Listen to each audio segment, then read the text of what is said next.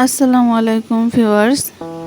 How are you? I hope you are well by the grace of Almighty Allah.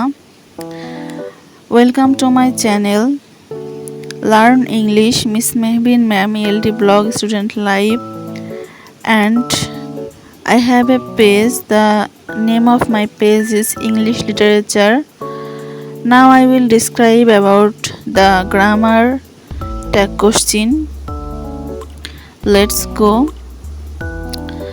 Firstly আমি tag question এর একটি উদাহরণ লিখছি। Viewers, tag question গ্রামারের একটি গুরুত্বপূর্ণ একটি গ্রামার। প্রথমে আমি এখানে milk is white, isn't it, আমি একটি উদাহরণ লিখেছি। এটা ট্যাগ কোশ্চেনের একটি গুরুত্বপূর্ণ উদাহরণ। আমরা এখান থেকে ইংরেজি একটি সেন্টেন্সও সহজভাবে শিখতে পারি। তো এখানে দুধ হয় সাদা রঙের, তাই নয় কি? আমরা অনেক সময় এ ধরনের কথা কিন্তু অনেকের সাথে আমাদের দৈনন্দিন জীবনে প্রতিনিয়ত বলতে থাকি যে এটা এমন নয় কি, এমন ধরনের কথা কিন্তু আমরা বলি। তো এটাই হচ্ছে ট্যাগ কোশ্চেন, কোনো কিছুর প্রশ্ন জুড়ে দেওয়া, শেষে প্রশ্ন জুড়ে দেওয়া হচ্ছে ট্যাগ কোশ্চেনের গুরুত্বপূর্ণ যে সংজ্ঞা। এটার মধ্যে রয়েছে যে প্রশ্ন জুড়ে দিতে হবে। এখানে মিল্ক ইজ হোয়াইট এ পর্যন্ত কথা রেখে আমরা কমা ব্যবহার করি এবং সাহায্যকারী ভার্বের সাথে যদি নট থাকে প্রথমে, তাহলে নট দিতে হবে না, এবং এখানে যেহেতু নট নেই সেজন্য নট দিব, অর্থাৎ নট না থাকলে নট দিতে হবে। এরপর যে সাবজেক্টটি আছে তার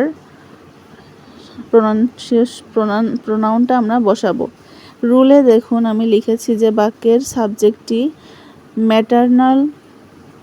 ম্যাটেরিয়াল নাউন হলে, যেমন milk, water, rice, oil, tea, ink, smoke, air, gold, coal, iron, wood, etc, এগুলো হচ্ছে ম্যাটেরিয়াল নাউন, যেগুলো পরিমাণ করা যায় না। তো এগুলো থাকলে এদের পরিবর্তে আমরা ইট লিখব। তো এখন আমরা আরেকটি রুল লিখব, সেটা হচ্ছে সেখানে অ্যাবস্ট্রাক্ট নাউন উল্লেখ আছে। অ্যাবস্ট্রাক্ট নাউন বলতে যে সকল নাউনের দোষ গুণ এগুলো চোখে দেখা যায় না কিন্তু অনুভব করা যায়, এগুলো হচ্ছে অ্যাবস্ট্রাক্ট নাউন।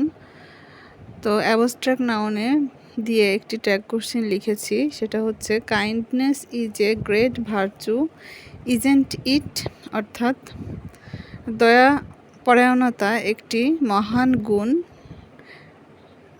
গুণ নয় কি?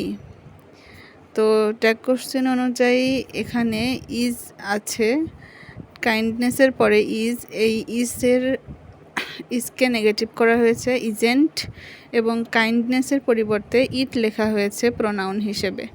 তো এটার রুল এখন এখানে লিখছি যে বাক্যে সাবজেক্টটি অ্যাবস্ট্রাক্ট নাউন অর্থাৎ কাইন্ডনেস, ট্রুথফুলনেস, অনেস্টি, লাভ, এডুকেশন, হ্যাপিনেস ইত্যাদি থাকলে এদের পরিবর্তে প্রোনাউনটা হচ্ছে ইট বসে ট্যাগ কোশ্চেনে। তো এটাই হচ্ছে মূল রুল। তো এই রুলটাও ট্যাগ কোশ্চেনের ক্ষেত্রে খুবই গুরুত্বপূর্ণ, অর্থাৎ kindness is a great virtue, isn't it, এখানে কাইন্ডনেসের পরিবর্তে ট্রুথফুলনেস, অনেস্টি এগুলো থাকতে পারে।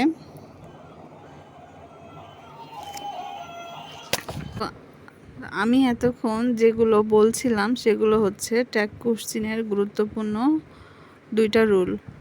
এখন সাধারণত কথোপকথনের সময় আমরা বাক্যের শেষে যে সমর্থনযুক্ত বা সমর্থনসূচক প্রশ্ন যুক্ত করা হয় তাকে ট্যাগ কোশ্চেন বলে। আমি যে ট্যাগ কোশ্চেনটা বলছি সেটা আমি পূর্বের আমার ভিডিও আছে, দেখে নেবেন, সেখানে ট্যাগ কোশ্চেনের সংখ্যাটা বলা আছে। আমি আবারও বলছি যে আমরা কথোপকথনের সময় বাক্যের শেষে যে সমর্থনসূচক প্রশ্নটা জুড়ে দেওয়া হয় সেটাই হচ্ছে ট্যাগ কোশ্চেন। যেমন এখানে ইজেন্ট, ইট দেওয়া হয়েছে, এগুলো হচ্ছে সেই সমর্থনসূচক প্রশ্ন। তো আজকে আমরা এই ভিডিও থেকে 2টা ট্যাগ কোশ্চেন শিখতে পারলাম। তো থ্যাঙ্কস ফর ওয়াচিং। এবং এই ভিডিওতে যদি আপনারা একদম নতুন হয়ে থাকেন তাহলে অবশ্যই ভিডিওটি সাবস্ক্রাইব করবেন এবং ফলো দিয়ে পাশে থাকবেন এবং জানাবেন কমেন্টে কেমন হয়েছে ভিডিওগুলো।